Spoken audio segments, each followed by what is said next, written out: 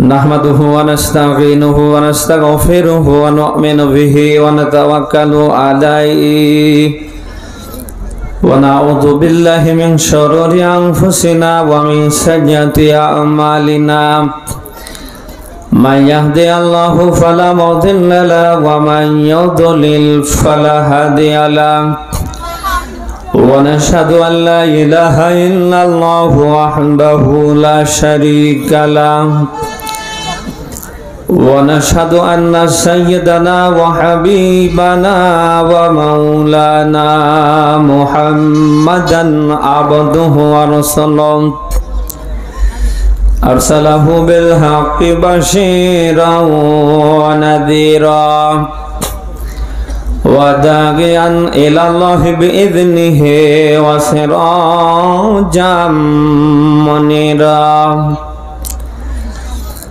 فقد قال الله تعالى في كلامه المجيد وبرهانه التوحيد জবান খুলে বলেন আউযু বিল্লাহি মিনাশ শাইতানির রাজিম বিসমিল্লাহির রহমানির রহিম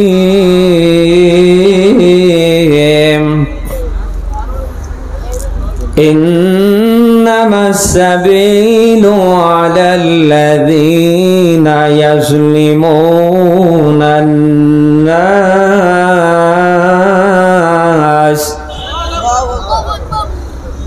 يظلمون الناس ويبغون في الأرض بغير الحق أولئك لهم عذاب أليم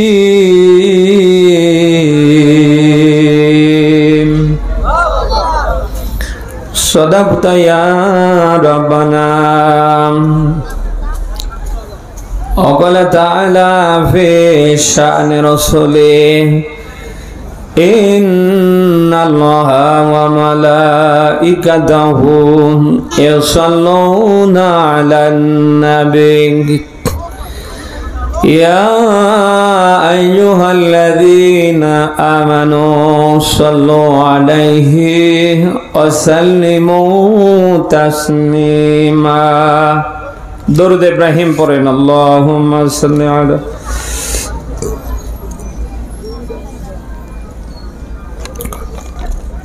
হাজারো ব্যথা বেদনার পরে ফিরে আসনি তুমি আপন ঘরে দিনের আলো তুমি সরিয়ে দিতে চলে গেলে মদিনায় মক্কা ছেড়ে হে রাসূল তোমাকে ভুলি আমি কেমন করে খেয়ে না খেয়ে দিন প্রচারের কাজে নিজেকে দিয়ে সব বিলিয়ে তাই ফির কাফিরেরা চিনল নাই জালো দুষ্ট ছেলেদের পিছু দিল লেলিয়ে পাথরের আঘাতে ক্ষত বিক্ষত হয়ে সারা শরীর থেকে রক্ত ঝরে হে রাসূল তোমাকে ভুলি আমি কেমন করে। আলহামদুলিল্লাহ, বাংলাদেশের ঐতিহ্যবাহী জেলা নীলফামারী জলঢাকা থানার অন্তর্গত ভাউলার জম্মা কেন্দ্র জামে মসজিদের উন্নয়ন কল্পে দুদিনব্যাপী ঐতিহাসিক তাফসির মাহফিলের সমাপনী রজনীর স্বনামধন্য সভাপতি জনাব অধ্যক্ষ মাওলানা আব্দুর রশিদ আতাল্লাহু আমরাহু ওয়া বারাকাল্লাহু ফি হায়াতি বলেন আমিন। প্রধান অতিথি জনাব আলহাজ সৈয়দ আলী ওয়া রাফা'না লাকা যিকরাক, সম্মান মর্যাদা কামনা করছি আল্লাহ যেন আরো বাড়িয়ে দেন। এখানে বিশেষ অতিথি, বরণ্য অতিথি, আমন্ত্রিত অতিথি, সম্মানিত অতিথি সব একেবারে পোস্টার ভরপুর। ও এক এক করে বলতে গেলে রাত এখানে একটা বেঁধে যাবে না। আমরা সবার জন্য দোয়া করছি, ওয়ারাফা'না লাকা যিকরাক, সকলের সম্মান মর্যাদা যেন আল্লাহ সামনে বাড়িয়ে দেন, বলেন আমিন। মাগরিব থেকে অনেকে কথা রেখেছেন, বিশেষ করে কথা রেখেছেন শায়েখ ইসমাইল হোসাইন, কথা রেখেছেন মাওলানা মতবুর রহমান সিদ্দিকী। কোরআন থেকে যারাই কথা রেখেছেন প্রত্যেকের কণ্ঠকে যেন আল্লাহ কোরআনের জন্য কবুল করে। এ ভাইদের কণ্ঠে আমরা যত কথা শুনেছি বাস্তব জীবনে যেন মানতে পারি, ওইরকম যোগ্যতা যেন আল্লাহ দয়া করে দান করে। প্রাণপ্রিয় নীলফামারীবাসী, সামনে বসা মুসলমান, পর্দার অন্তরালে অগণিতা মা এবং বোন, কোরআন যারা শুনতে এসেছি খুশি হয়ে বলছি আলহামদুলিল্লাহ। কোরআনের এই অনুষ্ঠানে আসতে পেরে আমরা খুশি না বেজার? যে আল্লাহ অসংখ্য মানুষের ভেতর থেকে আমাদের যাচাই বাছাই করে রাত প্রায় এখন বাজছে 11:15, দীর্ঘক্ষণ ধরে দিনে যে আল্লাহ বসিয়ে রাখলেন, সেই মহান মালিকের দরবারে আমরা ফারিয়াদ করছি তিনি যেন কোরআনের জন্য আমাদের কবুল করে।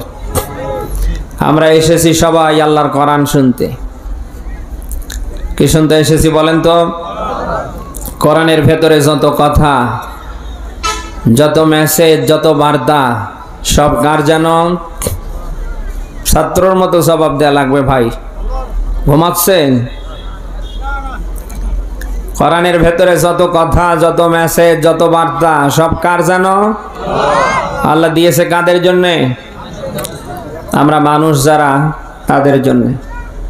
আমরা মানুষ যদি সেই কোরআন মানতে পারি, মানানোর পক্ষে হাত রাখতে পারি, একদিকে দুনিয়ায় শান্তি, অপরদিকে আল্লাহ আখিরাতে মুক্তি দিয়ে আমাদের জান্নাতে নেবে ইনশাআল্লাহ। সে কোরআনের পক্ষে আমরা থাকতে পারি তো? কারা পারি দেখি লিল্লাহে তাকবীর। আল্লাহ যেন আমাকে সহ সকলকে কবুল করে, আমিন। নাজাতের পথ, বাঁচার পথ, সোজা এবং সঠিক পথ একটাই, সেটা হচ্ছে কোরআনের পথ। সূরা আনআম 6 নম্বর সূরার 8 নম্বর পারার 8 নম্বর পৃষ্ঠার 153 নম্বর আয়াতে পাবেন, ওয়ান্না হাযা সিরাতী মুস্তাকিমা। আল্লাহ বলেন সঠিক এবং সোজা পথ একটাই, সেটা হচ্ছে আমার কোরআনের পথ। কিসের পথ বলেন? সে কোরআনের পথ যদি আপনি ধরতে পারেন, একদিকে দুনিয়ায় শান্তি পাবেন, অপরদিকে আখিরাতে মুক্তি পেয়ে জান্নাতে যাবেন। সে কোরআনের পথ আমাদের ধরার দরকার আছে না নেই? কবে মরে গেলে? কখন? হ্যাঁ, কারণ নিঃশ্বাসের কোনো বিশ্বাস? এই আসি, এই কত ভালো মানুষকে দেখি রাতের বেলা খেয়ে দিয়ে ঘুমিয়ে যায়, সকালে উঠতে পারে না। আপনার আমার অবস্থাও তো আজকের রাত্রে এমনটাই হতে পারে না? পারে না? বলেন। এই জন্য এখন নেই। সূরা আলে ইমরান 3 নম্বর সূরার 4 নম্বর পারার 2 নম্বর পৃষ্ঠার 103 নম্বর আয়াতে ব্যাখ্যা পাবেন। আল্লাহ তাআলা বলেন, ওয়াতাসিমু বিহাবলিল্লাহি জামিআও ওয়ালা তাফাররাকু। আল্লাহ বলেন তোমরা আমার রশ্মি রজ্জুকে, আমার কোরআনকে আঁকড়ে ধরো, এর থেকে বিচ্ছিন্ন হইও না। কথা কার? অতএব কোরআন থেকে বিচ্ছিন্ন হবার কোনো সুযোগ, যেহেতু আমাদের জন্ম থেকে মৃত্যু, রান্নাঘর থেকে রাষ্ট্র জীবন, জাহান্নাম থেকে বেঁচে জান্নাতে যাবার জন্য সেখানে যা দরকার সবের ভেতরে দিয়েছে কে? এর থেকে এক চুল পরিমাণ নড়চড় করবার সুযোগ আমাদের আছে কি? সেই কোরআনের পক্ষে আমরা থাকতে পারবো তো? প্রাণ প্রিয় নীলফামারীবাসী, আমরা যদি সে কোরআন মানতে পারি, মানানোর পক্ষে কাজ করতে পারি, আল্লাহ পাক 10 জন সাহাবীকে দুনিয়ায় জিন্দা থাকতে জান্নাতের সার্টিফিকেট দিয়েছিলেন। আমরাও যদি কোরআন মানতে পারি, মানানোর পক্ষে হাত রাখতে পারি, ওই সাহাবীদের মতো করে সম্মান মর্যাদা আল্লাহ আমাদেরও বাড়াতে পারে। 10 জন সাহাবী দুনিয়ায় জিন্দা থাকতে জান্নাতের সার্টিফিকেট পাবার পিছনে যত কারণ, অন্যতম কারণ হচ্ছে কোরআন শরীফ। কোরআনের কারণে যদি তারা দুনিয়ায় জিন্দা থাকতে জান্নাতের সুসংবাদ পেয়ে যায়, সে কোরআন আজও আমাদের মাঝে আছে না নেই? আমরাও যদি কালকে থেকে ও কোরআন মানতে পারি, মানানোর পক্ষে যদি হাত রাখতে পারি, আমাদের সম্মান মর্যাদা আল্লাহ ওই রকম বাড়াতে পারে না? পারে না? না, ও ক্ষমতা আল্লাহর নেই। প্রাণপ্রিয় নীলফামারী বাসী, এই জন্য আমরা প্রত্যেকেই নিয়ত করি, কোরআন আছে যেখানে আমরা আছি সেখানে, কোরআন নেই যেখানে আমরা নেই সেখানে। পারবো তো? এই পারবো তো? আগামীর এই বাংলাদেশ যারা কোরআন সুন্নাহ ভিত্তিক চালাতে চায়, আগামীর বাংলায় আমরা এই মানুষগুলিরে দেখতে চাই। এপক্ষে কারা আছেন দেখেই লিল্লাহে তাকবীর। দেশ স্বাধীনের তো 53 বছর পেরিয়ে যাচ্ছে। অনেকে অনেক ভাবে দেশে শান্তি দেওয়ার চেষ্টা করেছে, কেউ কি শতভাগ দিতে পেরেছে? মানুষের তৈরি করা মতবাদ দিয়ে, আইন দিয়ে, বানানো সংবিধান দিয়ে কেউ দেশে শান্তি দিতে পারেনি। কিয়ামত হয়ে যাবে, কেউ পারবে না। শতভাগ শান্তি যদি আপনি প্রতিষ্ঠা করতে চান, আগামীর এই বাংলায় কোরআনের সুশাসন প্রতিষ্ঠার বিকল্প নেই। বলেন না কেন?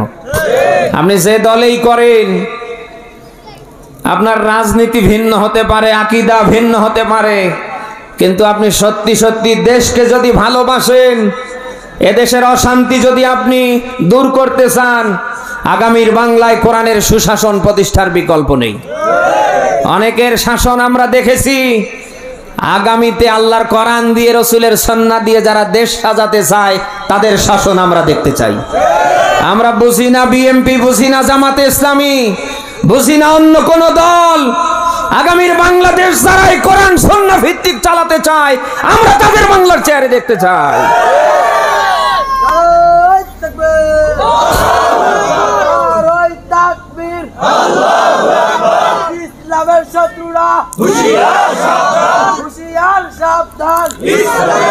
এজন্য আমি প্রায় বলি, আপনি তেঁতুল গাছ লাগিয়ে যদি আম খাবার আশা করেন, পাবেন আম নাকি?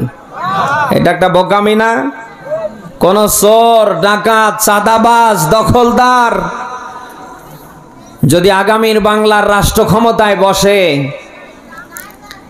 ওই যে তেঁতুল গাছ লাগিয়ে আম খাওয়া যেরকম বোকামি, এদেশে মহামারীর মতো যা ঘটছে এটা বন্ধ হবে এই আশা করা ওই রকম বোকামি। কোন চাঁদাবাজকে দিয়ে চাঁদাবাজ বন্ধ হবে? কোন দখলদারকে দিয়ে দখলদারি বন্ধ হবে? কোন ইফতিজারকে আগামীর ক্ষমতার চেয়ারে বসালে ধর্ষণ বন্ধ হবে? আপনি যদি এটা বন্ধ করতে চান, যোগ্যতা সম্পূর্ণ মানুষকে আগামীতে বাংলার চেয়ারে বসার বিকল্প নেই। এজন্য দেশে যা শুরু হয়েছে এটা যদি আপনি বন্ধ করতে চান, আগামীর বাংলায় যারা কোরআনের সুশাসন প্রতিষ্ঠা করতে চায়, তাদের বসার কোনো বিকল্প আছে? বলেন। এদের দশকে তো ভোট দিতে পারিনি। আল্লাহ যেহেতু দয়া করে পরিবেশ আমাদের জন্য অনুকূলে নিয়ে এসেছে, যেহেতু আল্লাহ পরিবেশ করে দিয়েছে, এজন্য আমরা আমাদের ভোট কেবল ওই মানুষটাকেই দেব যে মানুষটা আগামীর রাষ্ট্র ক্ষমতায় বসতে পারলে আল্লাহর কোরআন দিয়ে যেন দেশ চালাতে পারে, মানুষের মাঝে যেন বৈষম্য দূর করতে পারে, মানুষের মাঝে যেন ইনসাফ প্রতিষ্ঠা করতে পারে, এমন মানুষকে আমরা আগামীর বাংলার মসনদে দেখতে চাই। কারা পক্ষে আছেন দেখি লিল্লাহে তাকবীর। আল্লাহ যেন কবুল করে। প্রাণপ্রিয় নীলফামারী বাসী, আমাদের প্রত্যেকের কাজ হবে চেষ্টা করা, আর ওপর থেকে এটা ফিল আপ করবার কাজ কার? সারা দেশ জুড়ে কোরআনের যে বাঁধ ভাঙ্গা জোয়ার আমরা দেখতে পাচ্ছি, আমরা যদি একটু চেষ্টা চালাতে পারি, আগামীর বাংলায় কোরআনের রাজ কায়েম হবেই ইনশাআল্লাহ।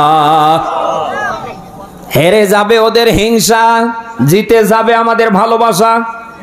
বলেন, আজ যারা কোরআনের এই বাঁধ ভাঙ্গা জোয়ার দেখার পরে নানা ভাবে এটাকে বাধাগ্রস্ত করবার চেষ্টা করছে, আমি আজকের মাহফিলে স্পষ্ট ভাষায় মেসেজ দিতে চাই, ওরা হেরে যাবে, আমরা সামনে জিতে যাব ইনশাআল্লাহ। এজন্য আমাদের কাজ হচ্ছে চেষ্টা করা আর ওপর থেকে ফিল আপ করার কাজ কার? আল্লাহ তাআলা বলেন পৃথিবীতে মানুষ যেটা চেষ্টা করে সেটাই সে পায়। আগামীর এই বাংলাদেশ কোরআন সুন্নাহ ভিত্তিক চলবে যদি আপনি চেষ্টা করেন। আশা করা যায় আগামীর বাংলাদেশে কোরআনের পতাকা অবশ্যই উড়বে ইনশাআল্লাহ। আমরা যেন চর্ম চোখে দেখতে পারি যে আগামীর বাংলাদেশ কোরআন দিয়ে চলছে। এই আকাঙ্ক্ষা আছে তো? আমার প্রাণের আকাঙ্ক্ষা আমি যেন চর্ম চোখে দেখে যেতে পারি বাংলাদেশ কোরআন দিয়ে চলছে। আল্লাহ যেন কবুল করে, বলেন আমিন। দরুদ ও সালাম মানবতার মহান নবী মুহাম্মদুর রাসূলুল্লাহর উপর পড়ছি সাল্লাল্লাহু আলাইহি ওয়াসাল্লাম। আমি আপনাদের মাঝে সূরা শুরার 42 নম্বর আয়াত পড়েছি। আপনারা থাকবেন ততক্ষণ তো? 12টা তো প্রায় বেজে গেল। থাকবেন তো? একটু জবান খুলে বলেন আউযু বিল্লাহি মিনাশ শাইতানির রাজিম বিসমিল্লাহির রহমানির রহিম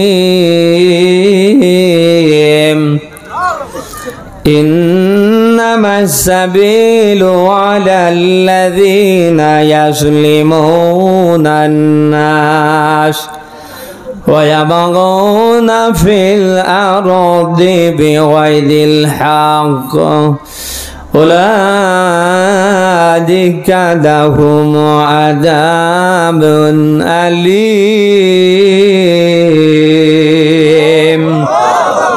সূরা শুরা কোন সূরা? না, 42 নম্বর সূরার 25 নম্বর পারার 6 নম্বর পৃষ্ঠার 42 নম্বর আয়াত পড়েছি আমরা। প্রাণপ্রিয় নীলফামারীবাসী, কি আছে এদের ভেতরে?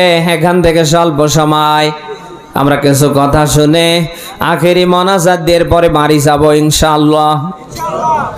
আল্লাহ তাআলা বলেন ওই সমস্ত মানুষের উপরে আমি আল্লাহর মামলা। তারা কারা? যারা মানুষের উপরে অন্যায়ভাবে জুলুম করে, নির্যাতন চালায়। কে বলছেন? আল্লাহ। যারা এই মানুষের উপরে জুলুম করে, অত্যাচার করে, যারা মানুষকে কষ্ট দেয়, আল্লাহ তাআলা বলেন এদের উপরে আমি আল্লাহর মামলা। আল্লাহ যদি নিজে বাদী হয়ে কারোর উপরে এভাবে মামলা দেয়, ওদের বাঁচার উপায় আছে? বলেন। সহজ করে বলছি, যারা মানুষের উপরে জুলুম করে, আরবিতে তাদেরকে বলা হয় জালিম। নাম কি? আরে জালিমদের উপরে মামলা কার? 1.5 দশকের জালিমদের দিকে তাকান, যারা ক্ষমতার মসনদে বসার পরে মনে করেছিল আমরাই আছি, আমরাই থাকবো। বলেন না কেন? একেবারে ইউনিয়ন পরিষদ থেকে সর্বোচ্চ সচিবালয় পর্যন্ত সব ওরা না? বলেন। এই 1.5 দশকে ওরা যে নিয়োগ দিয়েছে, আপনি মিলান ইউনিয়ন পরিষদ থেকে একেবারে সর্বোচ্চ সচিবালয় পর্যন্ত সব ওরাই। কোন জামাত বিএমপির লোক নিয়েছে? হ্যাঁ। যারা চাকরিরত কর্মরত ছিল আমরা দেখেছি তাদেরও চাকরি প্রয়োজনে ওরা নট করে ফেলেছে। ওরা এমন ভাবে ওদের ক্ষমতাকে ওরা কুক্ষিগত করে রাখার চেষ্টা করেছিল যে আমরাই আছি, আমরাই থাকবো, আর যেন কেউ আসতে না পারে। শুধু জুলুম করবার কারণে আল্লাহ তাআলা এমন মামলা দায়ের করে ফেলেছে, আজ তাকান কেউ যেন ইঁদুরের গর্ত পর্যন্ত পাচ্ছে না। এতদিন বলেছে পালাবো না, শেখের বেটি নাকি পালায় না। আচ্ছা দেখেন তো কে আছে, সব দিল্লিতে পালিয়ে গিয়েছে। বলেন। ডক্টর মোহাম্মদ ইউনূস এবং তার উপদেষ্টা মণ্ডলীর এদেশের 18 কোটি মানুষের মামলায় 1.5 দশকের জালিমদের ওপরে না, এদের ওপরে সরাসরি মামলা কার? আর আল্লাহ যদি বাদী হয়ে কারোর ওপরে মামলা দেয়, তাদের অবস্থা কিন্তু এই জালিমদের মতোই হয়। যাদের অহংকারে গর্জনে ঘর থেকে বের হওয়া যেত না, ঘর থেকে বের হলে একদিকে বাবার ছবি, অপরদিকে মেয়ের ছবি। বলেন না কেন? অথচ আজ আপনি মিলান কয়েকটা মাসের ব্যবধানে কাউকে যেন খুঁজে পাওয়া যাচ্ছে না। এমন একটা পরিবেশ আল্লাহ কায়েম করে ফেলেছে, কেউ দাঁড়িয়ে যে পরিচয় দেবে আমি অমুক দলের কর্মী, ওটা পর্যন্ত পারছে না। আমরা জানি মানুষ বিপদে পড়লে দোয়া ইউনুস পড়ে, জালিমরা পুড়ে যাচ্ছে, দোয়া ইউনুসটা পর্যন্ত পড়তে পারছে না, কারণ ক্ষমতায় আছে ডক্টর ইউনুস। বলেন না কেন? কি একটা অবস্থা আল্লাহ দাঁড় করে ফেলেছে শুধু জুলুম করবার কারণে। গোয়েন্দার রিপোর্ট বলছি, শুধু ক্ষমতায় দীর্ঘদিন থাকার টার্গেটে ওরা সারা দেশটাকে আয়না ঘর বানিয়ে ফেলেছে। গোয়েন্দা রিপোর্ট দিয়েছে 700 থেকে 800-র মতো আয়না ঘরের সন্ধান পাওয়া গিয়েছে। আপনি কি টের পাচ্ছেন? এই 1.5 দশকে এই জালিমরাই শয়তানরা এত কিছু করে যাবার পরেও কিন্তু থেমে নেই। প্রোগ্রামে আসার আগেও দেখলাম এই শয়তান মহিলা দিল্লি থেকে আবারও নাশকতা শুরু করেছে, তার নেতা কর্মীদেরকে উস্কে দিচ্ছে, তোমরা এই করো সেই করো। আর আমি যদি কোনোভাবে দেশে ঢুকতে পারি, যারা এগুলি করছে তাদের 13টা বাদিয়ে ফেলবো।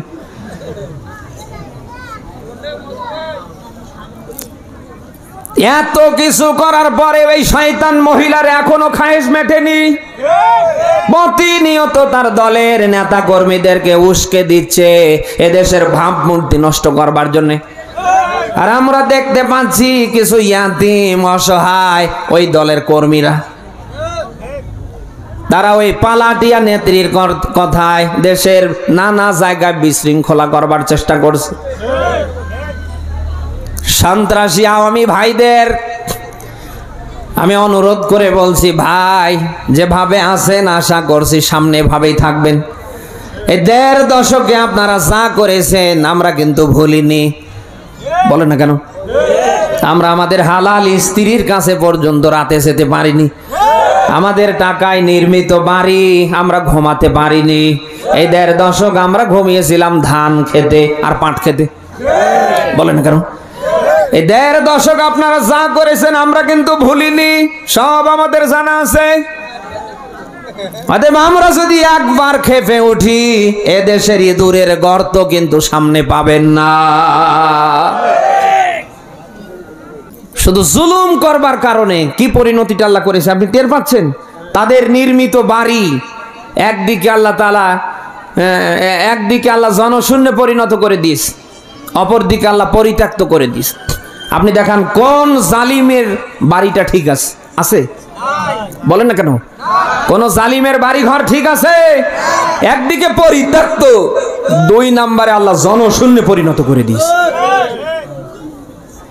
প্রাণপ্রিয় নীলফামারীবাসী, আগামীর নেতৃত্বে যারা আসবেন, আগামীর ক্ষমতায় যারা বসবেন, সে বিএনপি হোক, জামাত ইসলামী হোক, ইসলামী আন্দোলন বাংলাদেশ হোক, জাতীয় নাগরিক পার্টি হোক, গণ অধিকার পরিষদ হোক, যে দলেই হয় না কেন, অন্তত ক্ষমতার চেয়ারে বসার পরে ওদের কাছ থেকে শিক্ষা নেবেন। বলে না কেন? শুধু জুলুম করবার কারণে আজ ওদের পরিণতি এই হয়েছে। আপনারাও যদি ওদের পথে হাঁটেন আপনাদেরও পরিণতি এর সে সামনে আল্লাহ ডাবল করে দেবে। না, ও ক্ষমতা আল্লাহর নেই। আল্লাহ ধরে না, যদি ধরে আপনাকে কিন্তু এরকম করেই ছেড়ে দেবে। ইতিহাস দাঁড় করেন, যুগে যুগে যারাই মানুষের উপরে জুলুম করেছে, অত্যাচার করেছে, কাউকে আল্লাহ একেবারে ছেড়ে দেয়নি, সবাইকে আল্লাহ এরকম করেই ছেড়ে দিয়েছে। বলেন না কেন? ফেরাউনের দিকে তাকান, জুলুম করবার কারণে, টর্চার করবার কারণে সবশেষে আল্লাহ পানিতে চুবিয়ে দুনিয়ার থেকে মরণ দিয়েছে। আপনি নমরুদের দিকে তাকান, সবশেষে আল্লাহ একটা ন্যাংরা মশা দিয়ে ওরে দুনিয়ার থেকে বিদায় করেছে।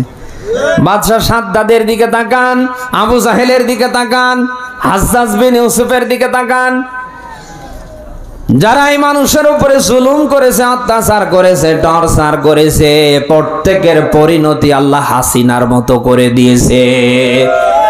অতএব আগামীতে যারা ক্ষমতায় আসবেন, শাসক না হয়ে সেবক হবার চেষ্টা করবেন। বলেন না কেন? অন্তত মানুষের পাশে দাঁড়াবেন, মানুষের দুঃখ কষ্ট বুঝবেন।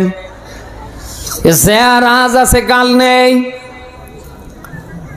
অন্তত বসার পরে যেন এতটুকু চিন্তা ভাবনা করতে পারেন, আমি যেহেতু বসেছি, আল্লাহ যেহেতু আমারে বসিয়েছে সর্বোচ্চ 5 বছর, বলেন না কেন? কিন্তু আপনারাও যদি ওদের মতো করে শাসক হবার চেষ্টা করেন, আমরা তো বসেছি আর কে উঠায়? ওদেরকে যে আল্লাহ উঠিয়েছে, আপনাদেরকেও সামনেও আল্লাহ উঠাতে পারে। এই ও ক্ষমতা আল্লাহর নেই। আশা করছি জুলুম করবেন না।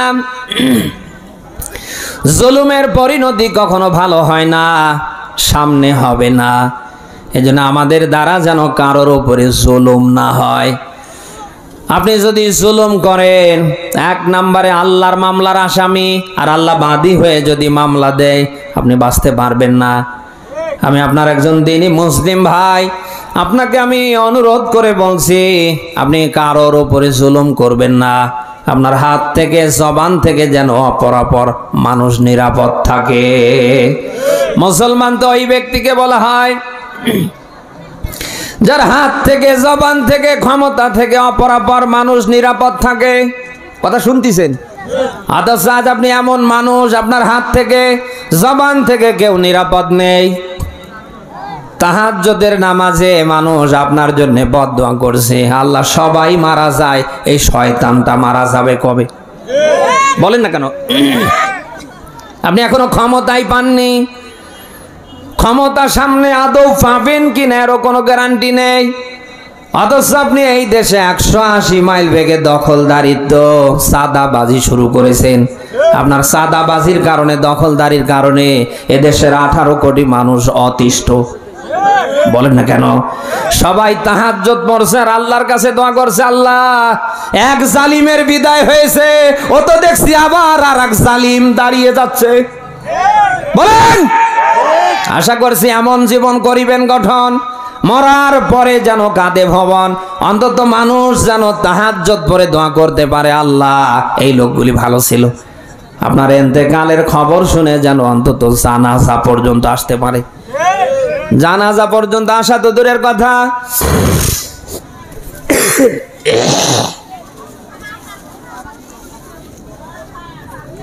আপনার জন্য তাহাজ্জুদ পড়ে আল্লাহর কাছে দোয়া করা তো দূরের কথা, সামান্য একটু অসুস্থতার কথা মানুষ শুনেছে, পুরো ফেসবুক একেবারে গরম করে ফেলেছে, শয়তানটা যেন আর ফিরে না আসে। বলেন না কেন? এখন আজরাইল আসতে 10-12 বছর বাকি আছে। সামান্য একটু অসুস্থতার কথা শুনেই যদি মানুষ ফেসবুক গরম করতে পারে, আপনি মরে গেলে আপনার অবস্থাটা কি হবে বলেন? এই যে সাদাবাজি করছেন, দখলদারির মধ্য দিয়ে টাকা পয়সা একেবারে আনন্দে পকেটে ঢুকাচ্ছেন, আপনার জন্য রেড সিগন্যাল দিচ্ছি, এই অবৈধ পন্থায় যেটা ইনকাম করছেন, এটা যদি স্ত্রীরে খাওয়ান, আপনার সন্তান সন্ততিরে খাওয়ান, আমি আপনারে বলছি জীবনে আপনার সন্তান সন্ততিরা মানুষ হবে না। আবারও রিপিট করে বলছি, আপনি অবৈধভাবে যদি সম্পদের মালিক হন আর এটা দিয়ে যদি সন্তান সন্ততি লালন পালন করেন, প্রতিপালন করেন, জীবনে মানুষ হবে না। দিন শেষে দেখা যাবে হবে গাঁজাখোর, বাবাখোর, নতুবা নেশাখোর। যারাই অবৈধভাবে সম্পদের পাহাড় করেছে আপনি মিলান, তাদের কয়টা সন্তান মানুষ হয়েছে?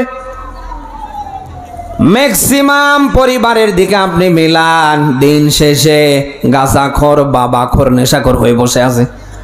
অথচ একজন রিক্সা চালকের সন্তান আজ MBBS ডাক্তার। বলেন না কেন? অথচ আপনি টাকার পাহাড়ের উপর শুয়ে থেকে সন্তান জন্ম দিয়ে আপনার সন্তান হয়েছে নেশাখোর, গাঁজাখোর, বাবাখোর।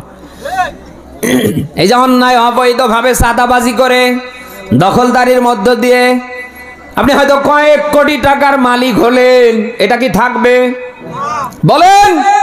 আপনি যে করলেন, দুনিয়ার মানুষ আপনার কাছ থেকে হিসাব না নিলেও এই যে অবৈধভাবে সাদাবাজি আর দখলদারির মধ্য দিয়ে যা করেছেন, এর হিসাব আল্লাহ নেবে না? বলেন। আজ হয়তো আপনাকে কেউ কিছু বলছে না, অথচ আল্লাহ কি বলবে না? বলেন বলেন। ওই দিন আল্লাহ তাআলা আপনার জবান বন্ধ করে দেবে, আপনার হাত সব বলে দেবে, হাত ডাক দিয়ে বলবে, আল্লাহ তোমার এই বান্দা আমারে দিয়ে সাদাবাজি করেছে, এই করেছে, সেই করেছে। এই যদি হয় আর হাত যদি সব ওই দিন প্রকাশ করে দেয়, আপনার বাঁচার উপায় আছে। আশা করছি যা করছেন ছেড়ে দেবেন, অন্তত থামবেন। না খেয়ে যদি মরেও যাওয়া লাগে এরপরে অবৈধ পথে হাঁটবেন না। কারা পারবেন দেখি লিল্লাহে তাকবীর। আল্লাহ যেন কবুল। যা করছেন দিন শেষে আল্লাহর সামনে দাঁড়াতে হবে না? আপনি যা করছেন তিনি কি দেখছেন না? ঘরের জানলা দরজা লাইট বন্ধ করলেন, আপনি হয়তো মনে করছেন কেউ তো দেখে না। কে দেখে? সবার চোখ ফাঁকি দিতে পারেন, ওই আল্লাহর চোখ কি ফাঁকি দিতে পারেন? দুনিয়ার জীবনেই শেষ না, হয়তো এটা দেখতে দেখতে শেষ হবে, আর আখেরাত একবার শুরু হলে তার কোনো শেষ নেই। একটাবার বিবেক জাগ্রত হয় না দিন শেষে যে আমার আল্লাহর সামনে দাঁড়াতে হবে? আশা করছি সেই আল্লাহকে ভয় করেন, সে আল্লাহর ভয় ভীতি নিয়ে সামনে বাঁচার চেষ্টা করেন। যা করছেন আশা করছি সামনে ছাড়বেন, থামবেন, নালে আপনার দুনিয়াও শেষ হবে, আপনার আখেরাতও শেষ হবে। বলেন না কেন? সাহাবায়ে কেরামের দিকে তাকান, কি পরিমাণ ভয় তাদের ছিল। রাতের বেলা ঘুমাতে গিয়ে ঘুমাতে পারতেন না, সারা রাত দাঁড়িয়ে তারা ইবাদত বান্দেগিতে কাটাতেন।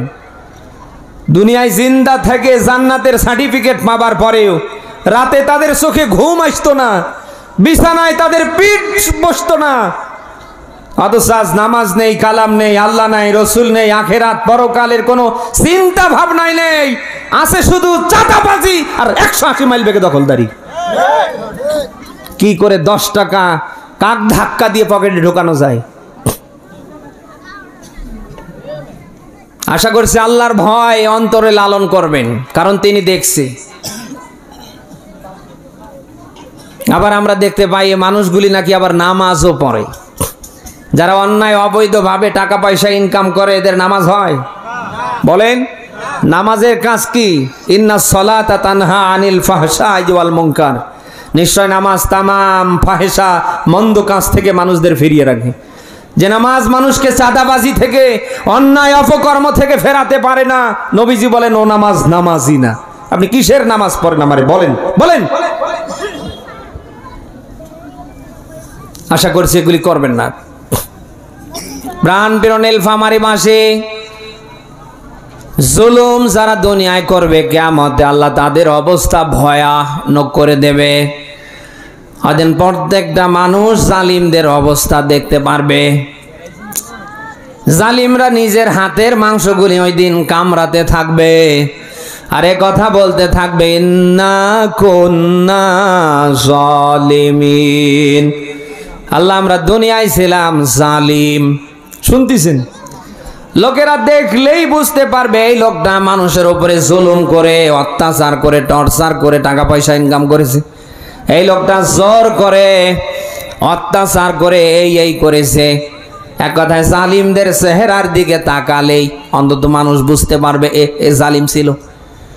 আশা করছি জুলুম করবেন না। হক পৃথিবীতে দুইটা, একটা আল্লাহর আর একটা তার বান্দার। আল্লাহর হক কি? আপনি তার বিধান মানবেন, আপনি তার গোলামি করবেন। আর বান্দার হক, আমার কাছ থেকে আপনি 10 টাকা নিলেন, এই 10 টাকার মালিক আমি, আপনি যদি ওনারে দেন হক আদায় হবে? বলেন বলেন। যেহেতু টাকার মালিক আমি, আমারে দেয়া লাগবে। আমি যদি আপনারে না দেবার পরেও মাফ করে দেই, আপনি মাফ পাবেন, আর আমি মাফ না করলে কিন্তু আল্লাহ মাফ করবে না। ঠিক একইভাবে আপনি আমাকে কষ্ট দিলেন, আমার কোনো অপরাধ নেই। আপনি আমারে কষ্ট দিলেন, আমার উপর জুলুম করলেন, অত্যাচার করলেন, টর্চার করলেন, আমি যদি আপনারে মাফ করে দেই আল্লাহ আপনারে মাফ করবে, আর আমি যদি মাফ না করে দেই মাফ করবে না কে? এই জন্য বান্দার হকের ব্যাপারটা খুব সেন্সিটিভ। আশা করছি আপনি কোনোভাবে কারোর উপরে জুলুম করবেন না। দুনিয়ায় যদি এমনটা করে আপনি নামাজে সেজদা দিতেও মারা যান, আপনার ঠিকানা হবে জাহান্নাম। কারণ কোন হক নষ্টকারীকে, কোন জালিমকে আল্লাহ জান্নাত দেয় না, তিনি দেবেন না। আজ এই দেশে মসজিদগুলিতে আমরা দেখতে পাই বিশেষ করে সামনের কাতারে যারা, অধিকাংশ মানুষগুলি হক নষ্টকারী নতুবা জালিম। বলেন না কেন? যার বাবার 10 টাকাও ছিল না, ও এখন হয়েছে 10 কোটি টাকার মালিক। যার বাবার 10 শতক জায়গাও ছিল না, সে এখন নীলফামারীর এক একটা যেন উপজেলা কিনে ফেলেছে। এত সব ফেরেশতা জিবরাইল তার দল বল সহ এসে রেজিস্টারকে নিয়ে এসে সব ইয়ে করে দিছে। হ্যাঁ, অধিকাংশ মসজিদের সামনের কাতারের মানুষদের আপনি মিলান, অধিকাংশগুলো জালিম, মানুষের উপর জুলুম করে। 2 নম্বরে অধিকাংশ মানুষ মানুষের হক নষ্ট করে, ওদের সয় সম্পদ আছে সব অবৈধ। আমি কি বানিয়ে বলছি? মসজিদ কমিটিতে যারা আছে আপনি মিলান, অধিকাংশগুলোই পাবেন এরকম। আমরা যারা মসজিদ কমিটিতে সভাপতি থেকে একেবারে সদস্য পদে রাখি, আমরাও দেখি কার টাকা বেশি আছে। বলেন না কেন? এমনও মসজিদ কমিটির সভাপতি আছে, সেক্রেটারি আছে, দেখেন জুমার নামাজটা পর্যন্ত পড়ে না, অথচ মসজিদের সভাপতি হয়ে বসে আছে। না, এলাকায় এরকম নেই? প্রাণ প্রিয় নীলফামারীবাসী, আপনি যেমন কর্ম করবেন কিয়ামতে আল্লাহ আপনাকে তেমন প্রতিফল দেবে। তিনি মোটেও জুলুম করেন না, কিয়ামতেও করবেন না। আপনার কর্ম দুনিয়ায় যেমন হবে, আখিরাতে আল্লাহ আপনাকে তেমন প্রতিফল দেবে। শুনতেছেন? সূরা মুদ্দাসসিরের 38 নম্বর আয়াতে পাবেন, আল্লাহ পাক বলেন, কুল্লু নাফসিম বিমা কাসাবাত রহিনা। প্রত্যেকটা মানুষ কিয়ামতে ধরা পড়বে, আটকা পড়বে তার কর্মের কারণে। আপনার কর্ম যেমন হবে, কিয়ামতে আল্লাহ আপনাকে তেমন প্রতিফল দেবে। আপনি যা করছেন আপনার হিসাব আপনার স্ত্রী দেবে না, আপনার ছেলে মেয়ে দেবে না, আপনার নেতা খেতা দেবে না, আপনার হিসাব কিন্তু আপনাকেই দেয়া লাগবে। বলেন না কেন? ওই দিন আল্লাহ প্রত্যেকটা মানুষকে আলাদা আলাদা করে উঠাবে। অকল্লহুম আতিহি ইয়াউমাল কিয়ামাতি ফারদা। বলেন আল্লাহু আকবার। আল্লাহ বলেন, কিয়ামতের ময়দানে প্রত্যেকটা মানুষকে পৃথক পৃথক আলাদা আলাদা করে উঠা হবে। আমি যা করেছি আমার কর্মের ব্যাপারে আল্লাহ আমাকে ধরবে। কথা কি শুনতেছেন? আমার হিসাব আমার স্ত্রী দেবে না, ছেলে মেয়ে দেবে না, নেতা খাতা দেবে না, আমার হিসাব কিন্তু ওই দিন আমাকেই দেয়া লাগবে। তার ব্যাখ্যা আপনি সূরা বনী ইসরাঈলের 14 নম্বর আয়াতে পাবেন। আল্লাহ নিজেই আহ্বান করবে, ইকরা কিতাবাক কাফা বিনাফসিকাল ইয়াউমা আলাইকা হাসিবা। ও বান্দা, দুনিয়ায় যা করেছো পড় তোর কিতাব, আজকে তোর হিসাব দানের জন্য তুই নিজেই যথেষ্ট। সেই জায়গায় কোনো উকিল লাগবে না, মুক্তার লাগবে না, কোনো আইনজীবী থাকবে না, কোনো জজ ব্যারিস্টার থাকবে না। আপনি যা করেছেন সব যেন আপনি দেখতে পারবেন। কথা কি শুনতেছেন?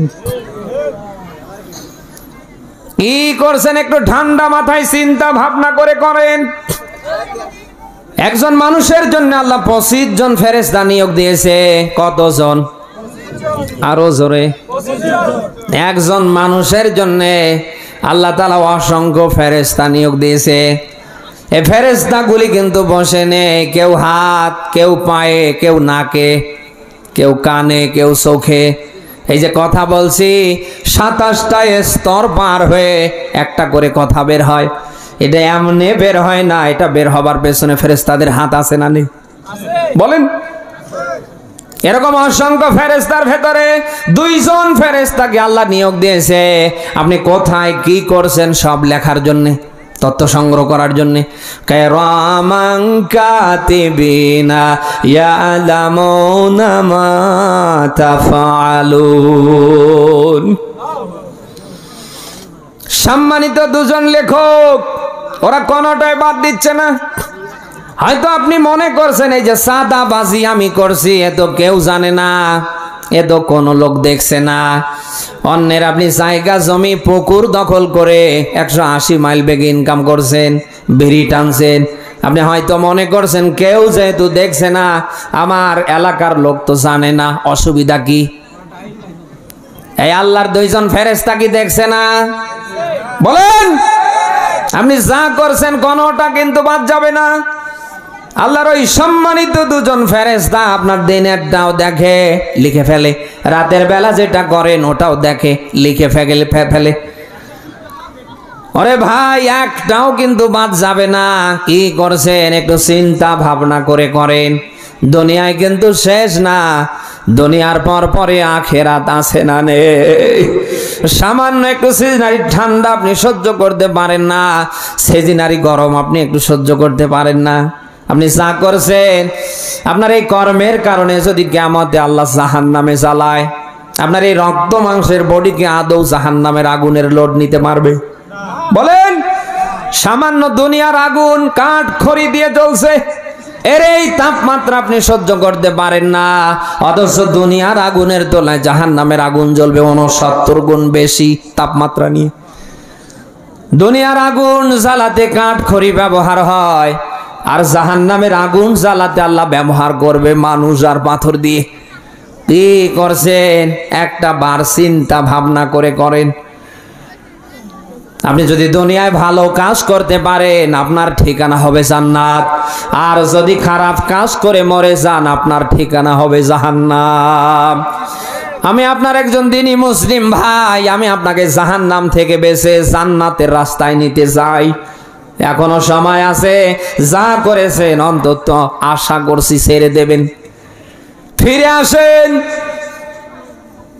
অন্তত আল্লাহর কাছে সারেন্ডার করেন, অনুশোচনা করেন, অনুতপ্ত হন, ডাক দিয়ে বলেন, আল্লাহ এতদিন বুঝি নাই চাঁদাবাজি করেছি, চুরি করেছি, ডাকাতি করেছি, অন্যের সম্পদ আত্মসাৎ করেছি। আল্লাহ এতদিন বুঝি নাই তোমার ইসলামের বিধান আমি মানিনি। ও আল্লাহ, আজ আমি নিয়ত করলাম এই কাজগুলি আমি আর করব না। আপনি যদি এমন ভাবে সিদ্ধান্ত নিতে পারেন, আপনার অপরাধগুলি স্বীকার করতে পারেন, আপনার জীবনের কোনো অপরাধ হয়তো আল্লাহ রাখবে না, সব তিনি মাফও করে দিতে পারে। হযরতে ওমরের দিকে তাকান। এই সময় মক্কায় 17 জন শিক্ষিত সন্ত্রাসী ছিলেন, তার ভিতরে ওমর 1 নাম্বার। শুনতেছেন? আবু জাহেলের দারুন নাদোয়ার পার্লামেন্টে আইন পাশ হলো, কে আব্দুল্লাহর বেটাকে মারতে পারবে, হাত উঠাও। কারোর হাত ওঠে না। এই 17 জন যুবকের ভেতরে, এই 17 জন সন্ত্রাসীর ভেতরে ওমরের হাত উঠে পড়ল। শুনতেছেন? বিশ্বনবী মুহাম্মদ রাসূলুল্লাহকে হত্যা করবার মতো কাজটা হযরতে ওমর নিয়েছিলেন।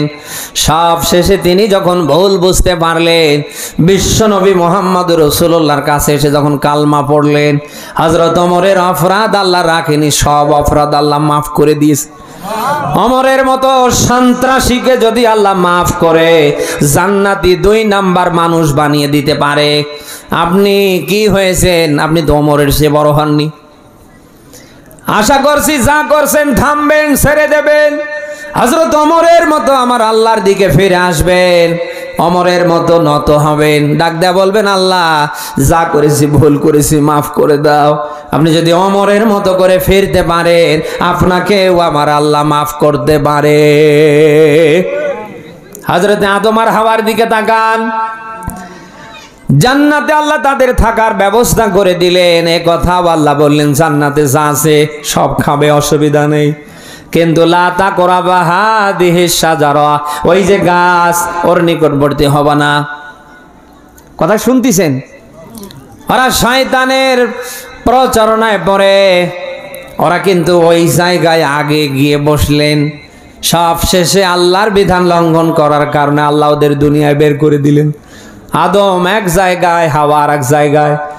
দীর্ঘদিন উভয় কান্নাকাটি করবার পরে যখন তারা নত হলেন, যখন তারা ভুল স্বীকার করলেন আর ডাক দিয়া বললেন, আল্লাহ আমরা আমাদের নফসের উপরে জুলুম করেছি, ও আল্লাহ আমরা ভুল করেছি, তুমি যদি মাফ না করো, তুমি যদি আমাদের উপরে দয়া না করো, আমরা ধ্বংস হয়ে যাব। হযরতে আদম আর হাওয়া যখন নিজের অপরাধ বুঝতে পারলেন, যখন তারা নিজেদেরকে সারেন্ডার করলেন, আদম আর হাওয়ার অপরাধ আল্লাহ রাখলেন না, সব অপরাধ যেন মাফ করে দিলেন। শুধু মাফ করেই শেষ না, আদম আর হাওয়াকে একই ছাদের নিচে আল্লাহ বসবাসেরও উপযোগী করে দিলেন। আমরা সেই আদম আর হাওয়ার সন্তান। আমাদের দ্বারা অন্যায় হবে, অপরাধ হবে। আমাদের অন্যায় অপরাধ যদি পাহাড় পর্বতের সমান হয়, আল্লাহর ক্ষমা তার নিচে না তার? বলেন বলেন বলেন, আপনাদের মনে হয় কষ্ট হচ্ছে। আপনার আমার অপরাধ যদি পাহাড় পর্বতের সমান হয়, আল্লাহর ক্ষমা নিচে না তার? বলেন। কারণ পৃথিবীতে যত সৃষ্টি আপনি দেখছেন, একটা সৃষ্টিকে আল্লাহ নিজ হাতে বানায়নি। শুধু একটা মাত্র সৃষ্টিকে আল্লাহ নিজ হাতে বানিয়েছে, তার নাম মানুষ। তার নাম আরো জোরে বলেন। এই মানুষ কিয়ামতে জাহান্নামে যাবে, এটা আল্লাহ মোটেও চায় না। আল্লাহ চায় মানুষ যেন অন্তত কিয়ামতে জান্নাতে যেতে পারে। এজন্যই তিনি বারংবার মানুষদেরকে ডাকছেন, আফালা ইয়াতুবুনা ইলাল্লাহি ওয়া ইয়াস্তাগফিরুনা আল্লাহু গফুরুর রহিম। সূরা মাইদা 5 নম্বর সূরার 7 নম্বর পারার 19 নম্বর পৃষ্ঠার 74 নম্বর আয়াতে পাবেন। আল্লাহ তাআলা যেন এই কথাগুলি বলছে, তোমরা কি আমার দিকে ফিরে আসবা না? ও বান্দা, তোমরা কি আমার কাছে ক্ষমা চাইবা না? আমি আল্লাহ ক্ষমাশীল, আমি আল্লাহ দয়ালু। তোমরা যদি আমার দিকে ভুল বুঝতে পেরে ফিরে আসতে পারো আর আমার কাছে যদি ক্ষমা চাইতে পারো, অবশ্যই আমি আল্লাহ মাফ করে দেব। সূরা বানী ইসরাঈলের 25 নম্বর আয়াতে ব্যাখ্যা পাবেন। আল্লাহ নিজেই যেন এখানে আপনার আমার জন্য বার্তা দিচ্ছেন, রাব্বুকুম আ'লামু বিমা ফি নুফুসিকুম ইনতাকুনু সালিহিন ফাইন্নাহু কানা লিল আওয়ামিনা গফুরা। এটার দিকে খেয়াল করেন। আল্লাহ পাক বলেন, রব্বুকুম আ'লাম, ও বান্দা তোমাদের ভিতরে যা আছে আমি আল্লাহ অধিক জানি। কোথায় কোন জায়গায় কি করেছো, কতটুকুন ভালো কাজ করেছো, খারাপ কাজ করেছো, সব জানে কে? আরো জোরে বলেন। আল্লাহ বলেন, বান্দা অসুবিধা নেই, ইন তাকুনু সালিহিন, তুমি যদি ভালো হতে পারো, আমি আল্লাহ বলছি আমার গফফার নামের ওসিলায় তোমাকে আমি আল্লাহ মাফ করে দেব। এই মাফ করতে চাই কে জানো? ফিরে আসেন ভাই, ফিরে আসেন। যা করেছেন ফিরে আসেন। মরবেন তো না দীর্ঘদিন দুনিয়ায় থাকবেন? থাকার কোনো সিস্টেম আছে? নমরুদ থাকতে পারেনি, ফেরাউন থাকতে পারেনি, সাদ্দাত থাকতে পারেনি, আবু জাহেল থাকতে পারেনি, অতএব আপনিও থাকতে পারবেন না। বলেন না কেন? নিঃশ্বাসের কোনো আরো জোরে। জীবনের শেষ সম্বল 3 টুকরো সাদা কাপড়, আর শেষ ঠিকানা 3.5 হাত মাটি। বলে না কেন? না আমার জন্যে 6 টুকরো সাদা কাপড় হবে, ওনার জন্য 11 টুকরো, ওই ভাইয়ের জন্য 12 টুকরো, নাকি? ওনার জন্যেও 3 টুকরো, আমার জন্যেও, আপনার জন্যেও। আমার জন্যেও 3.5 হাত কবরের মাটি, সবার জন্য ওই রকম 3.5 হাত কবরের মাটি। বলেন না কেন? কি নিয়ে যেতে পারবেন? কিচ্ছু নিয়ে যেতে পারবেন না, কেউ দেবেও না, কারণ সিস্টেমে নেই। আপনি আইসেন একা, যাবেন একা, আসার বেলায় যেমন একা, যাবেনও একা একা।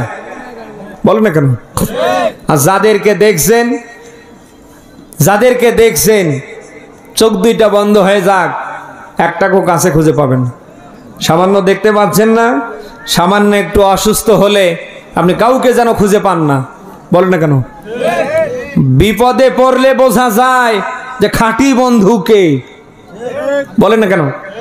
আজ স্ত্রীকে টাকা পয়সা দিতে পারছেন, সন্তান সন্ততি চাওয়া মাত্রই আপনি টাকা পয়সা দিতে পারছেন, তাদের কাছে আপনি গলার মালা। খালি একটু অসুস্থতার ভান করে 10টা দিন ঘরে বসে থাকেন, কাজ কাম বাদ দেন, সর্বপ্রথম ওই বউয়ের কাছে, সন্তানের কাছে আপনি হয়ে যাবেন গলার বোঝা। আপনি টের পাচ্ছেন না? দুনিয়ায় তো কেউ কারোর বোঝা বহন করে না, আর আখিরাত তো ভিন্ন কথা। বলেন না কেন? কি নিয়ে যেতে পারবেন? কিচ্ছু দেবে না। এই যে দামি পোশাক, এ যাবে নাকি? এই মুহূর্তে যদি মরণ হয়ে যায়, এখানে আর আমাকে রাখবেন না, টান দিয়ে নিয়ে গিয়ে খাটলিতে চড়াবেন বা কোনো চৌকির উপরে উঠাবেন, শরীর থেকে সব জামা কাপড়গুলি খুলে ফেলে দেবেন, হয়তো ওপরে একটা চাদর দিয়ে ঢাকে রাখবেন। এরপরে কেউ দৌড়াবেন ঠান্ডা পানি গরম করতে, কেউ দৌড়াবেন কাপড় আনতে, আবার কেউ দৌড়াবেন লাশবাহী অ্যাম্বুলেন্সের ব্যবস্থা করতে। বলেন না কেন? আবার কেউ চেষ্টা করবেন আমার পরিবারের সাথে কন্ট্রাক্ট করতে। ঠিক তো একই ওই অবস্থায় আপনারও এই মুহূর্তে যদি মরে যান, আপনার শরীর থেকে সব খোলা হবে, ঠান্ডা পানি গরম শুরু হবে, কেউ বাঁশ কাটবে, কেউ কবর খুঁড়বে, কেউ কাপড় কিনতে যাবে, কেউ এলান দেবে, এক পর্যায়ে গোটা এলাকাবাসী যেন এক হয়ে যাবে। বলেন না কেন?